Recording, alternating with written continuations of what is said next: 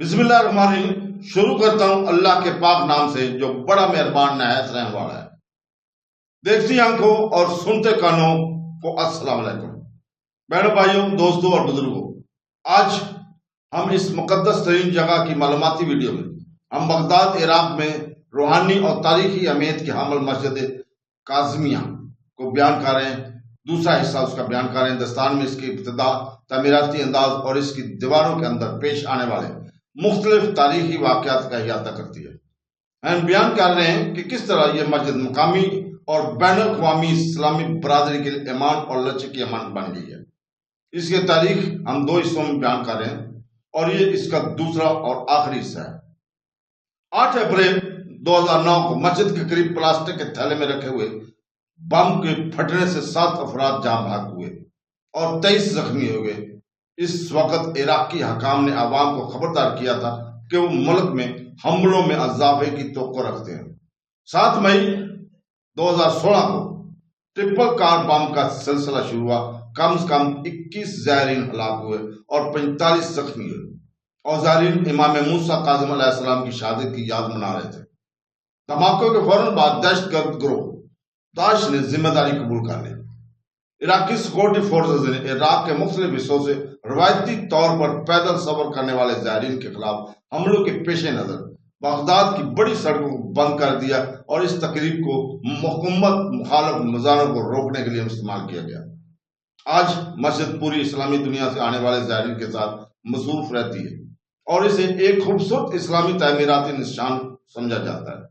मस्जिद के सेन को भी बढ़ा दिया गया है। अगरचे मस्जिद और मजार की तोसी को इसके विरसे के माहौल के नजरअंदाज करने और इसके पुराने शहरी ताने बाने को हटाने की वजह से शदीद तनकीद का निशाना बनाया गया है। 130 से ज्यादा पुराने आसार कदीमा के मकामात, रवायती मकानात, उस्मानी निशानात और वर्षे की इमारतों को मुबैना तौर पर मस्मार कर दिया गया ताकि तोसी की राह हमवार की जा सके और अदारों से मुतालबा किया गया कि बाकी मानदा वर्षा इमारतों को महफूज रखे। तमीरात में तारीखी एतबार से दुरुस्त मवाद के इस्तेमाल को नजरअंदाज करने और इसकी जगह जदीद मवाद के इस्तेमाल पर भी इस तरक्की पर तनकीद की गई है।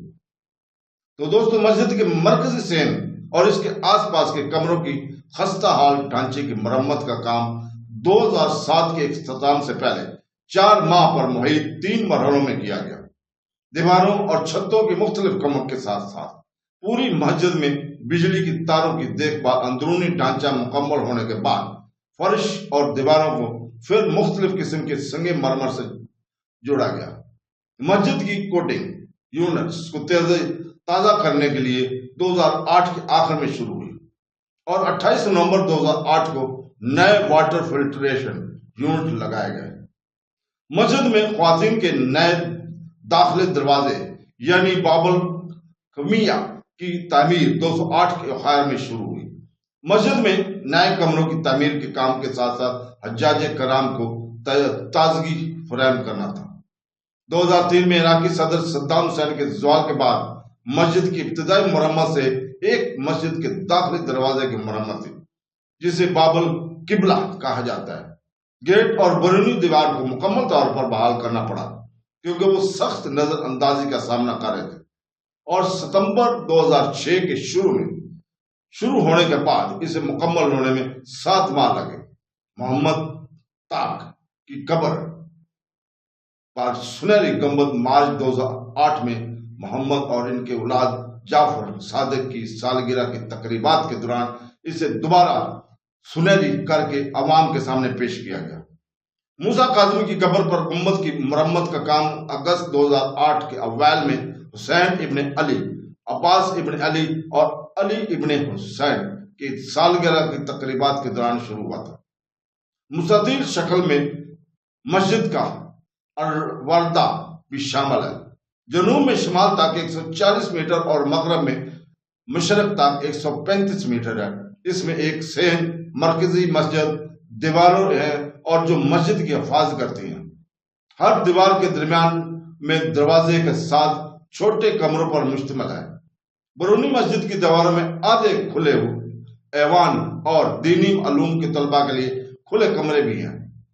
ऐवान के शक्ल भी मादे کے وزن کو ہلکا کرتی ہے جو زمین اور آسمان کی علامت ہے۔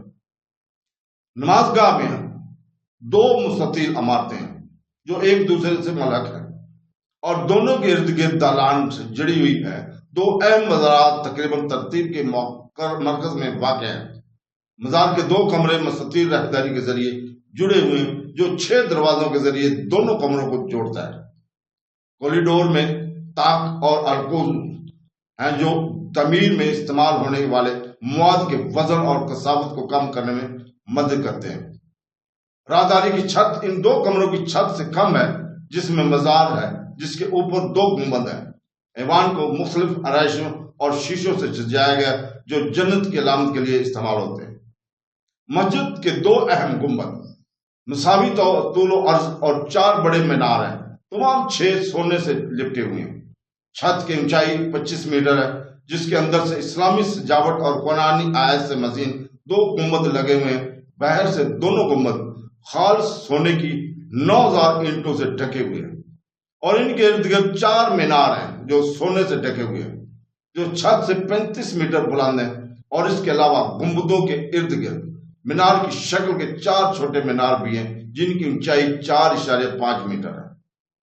تو دوستو، بہنوں، بھائیوں اور بزرگوں، انشاءاللہ کل ہم اسی وقت عراق کے شہر سامرا میں واقع العسکری مزار کی تاریخ کو بیان کریں گے۔ کل تک کے لیے اجازت، اللہ حافظ۔